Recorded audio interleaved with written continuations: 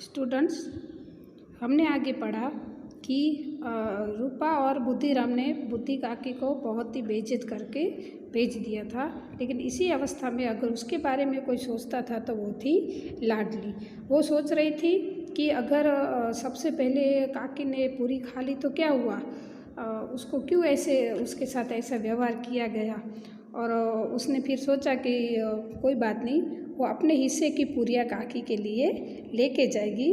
और फिर वो पूरियाँ लेकर काकी के पास जाना चाहती थी। उसके लिए उसका हृदय अधीर हो गया था, यानी वो उतावली हो रही थी। चलो अब हम आगे। लेकिन वो सोच रही थी कि अगर मैं ऐसे करूँगी, काकी को पूरियाँ दूंगी तो वो बहुत खुश हो जाएगी, मुझे प्यार करेगी और वो पूरियों को देखकर प्रसन्न हो जाएगी। अब आगे पढ़ेंगे। रात के 11 बज गए थे। रूपा आंगन में पड़ी सो रही थी। लाडली की आंखों में नींद न थी। काकी को पूड़ियाँ खिलाने की खुशी उसे सोने न देती थी। मतलब वो सोच लाडली ने अपने हिस्से की पूड़ियाँ काकी के लिए रखी थी, लेकिन वो उसको देने जाने के लिए मौका ढूंढ रही थी कि कब मुझे मौका आए और कब मैं वो पूड़ियाँ काकी को खिला के आऊँ। लेकिन उस खुशी में, काकी को पूरी खिलाने की खुशी में उसको नींद नहीं आ रही थी।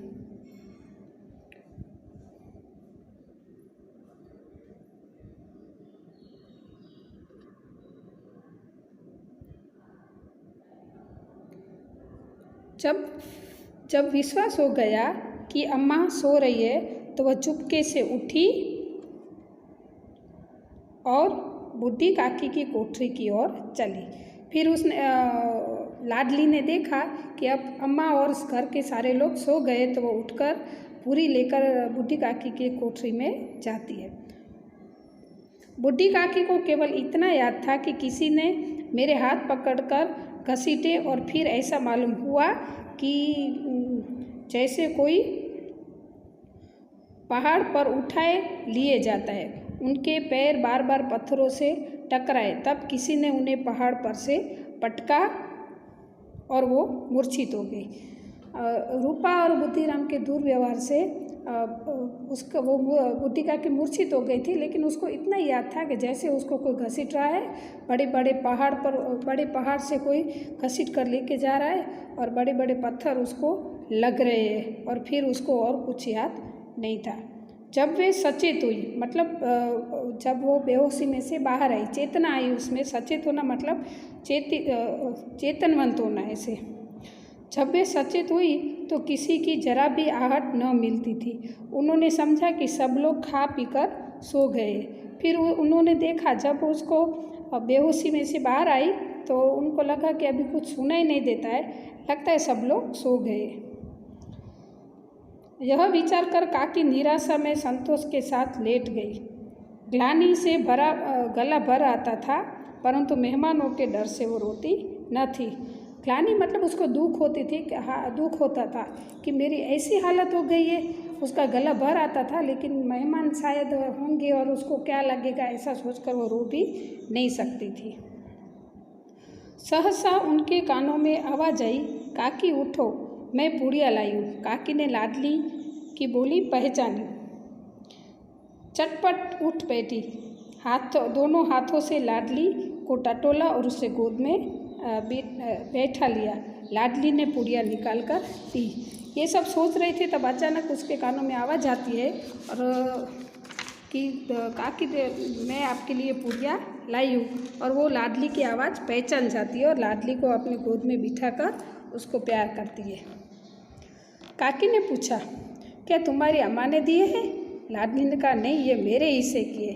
काकी फिर भी लाडली को पूछती है कि ये पूरी क्या तेरी अम्मा ने दी है, मतलब मम्मी ने दी है? तब लाडली कहती है कि नहीं, ये तो मैं मेरे हिस्से की पूरियाँ लाई हूँ। काकी पूरियों पर टूट पड़ी। 5 मिनट में पिटारी खाली हो गई। लाडली ने पूछा, काकी पेट भर गया? जैसे थोड़ी सी वर्षा ठंडक के स्थान पर गर्मी पैदा कर देती है, उसी तरह इन थोड़ी पूड़ियों ने काकी की क्षुधा और इच्छा को और उत्तेजित कर दिया था। बोली, नहीं बेटी, जाकर अम्मा से और मांग लाओ। लाडली ने जब अपने हिस्से की पूरियाँ काकी को दी तो वो पूरियों पर टूट पड़ी और वो 5 मिनट में तो उसने वो थाली खाली कर दी। फिर लाडली ने पूछा कि काकी पेट भर गया? तो यहाँ पे लेखक ने क्या उपमा दी है कि जैसे थोड़ी सी बारिश आती है ना, बहुत गर्मी होती है और थोड़ी बारिश आती है तो गर्मी और ज़्यादा बढ़ जाती है, उसी तरह बुढ़ी काकी को ये अच्छा खाने की बहुत इच्छा थी और थोड़ा सा खाना मिला तो और खाना खाने की और पूरियाँ खाने की इच्छा हो गई। क्षुधा मतलब भूख, काकी की क्षुधा मतलब भूख होता है कि भूख को और उत्तेजित कर दिया कि और ज़्यादा भूख लगने लगी उसको ऐसे। और उसने लाडली को कहा कि अम्मा जाओ और अम्मा से दूसरी पूरियाँ मांग लो।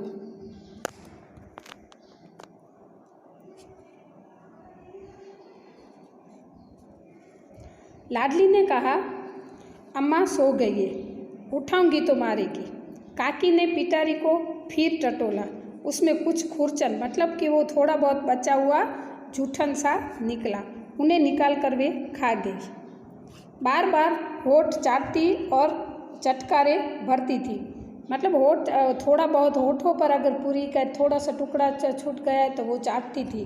थाली में से भी वो सब कुछ निकाल के खा गई। हृदय महसूस रहा था, महसूसना मतलब बेचैन होना, उसका हृदय पूरा बेचैन हो रहा था। पूड़ियाँ कैसे पाऊँ कि अभी मुझे दूसरे पूड़ियों की ज़रूरत है तो मैं वो पूड़ियाँ कैसे पाऊँ, कैसे प्राप्त करूँ और मैं कैसे खाऊँ ऐसे।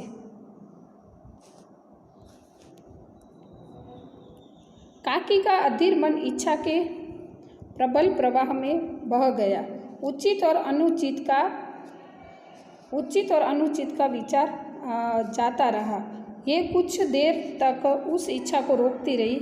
सहसा लाडली से बोली, मेरा हाथ पकड़कर वहाँ ले चलो जहाँ मेहमानों ने बैठकर खाना खाया था। फिर और ज़्यादा खाने की लालसा ने बूढ़ी काकी को ये सोचने के लिए मजबूर कर दिया कि मुझे कुछ भी करके खाना तो खाना ही है। तो उसने फिर लाडली को बोला कि जहाँ पे लोगों ने खाना खाया है, मेहमानों ने खाना खाया है ना, वहाँ पर मुझे तो लेके जाओ। लाडली उनका अभिप्राय समझ न सकी। उसने काकी का हाथ पकड़ा और ले जाकर जूठे पतलों के पास बैठा दिया। काकी पतलों से पूड़ियों के टुकड़े चुनकर खाने लगी। ओह, दही कितना स्वादिष्ट था, कचौड़ियाँ कितनी सलोनी यानी सुंदर थी, खस्ता कितना सुकोमल था। सुकोमल मतलब नाजुक, खस्ता एक खाने की ये पकवान है ऐसे। काकी बुद्धिहीन होते हुए भी इतना जानती थी कि मैं वह जो काम कर रही हूँ जो मुझे कदापि न करना चाहिए। मैं दूसरों की जूठी पतल चाट रही हूँ, परंतु बुढ़ापा तृष्णा रोग का अंतिम समय है। जब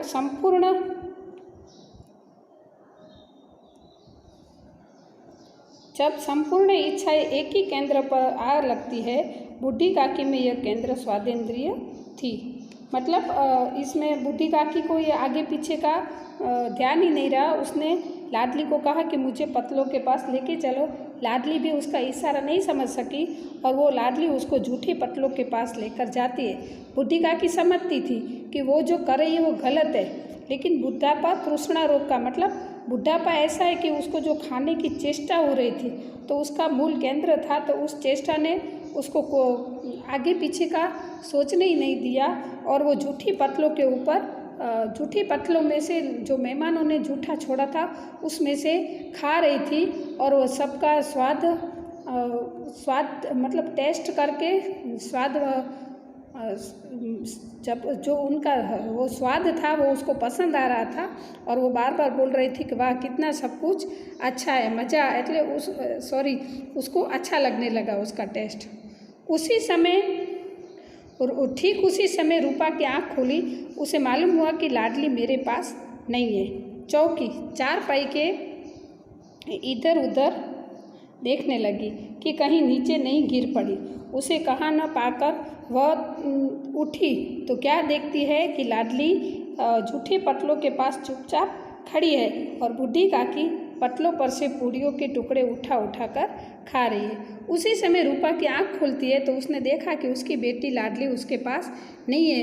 वो देखती है कि नीचे गिर तो नहीं गई है। देखने के बाद उसे पता, जब उसकी नज़र झूठी पतलों के पास जाती है तो उसने देखा कि वहाँ पे लाडली खड़ी है और बुढ़ी काकी पतले चाट रही है। रूपा का हृदय सन्न हो गया।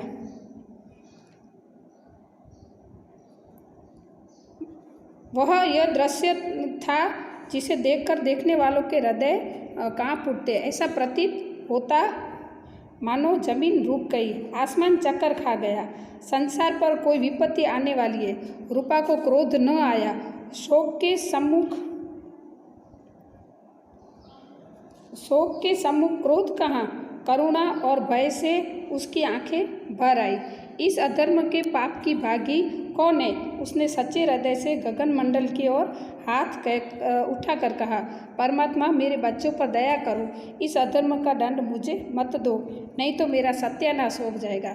बुद्धि काकी पतले चाट रही थी तो ये देखकर रूपा का हृदय सन्न हो गया। मतलब एकदम आश्चर्यचकित हो गई कि बाप रे, ये क्या, ये मैं क्या देख रही हूँ, ये मेरे कर्मों की सजा है ऐसे।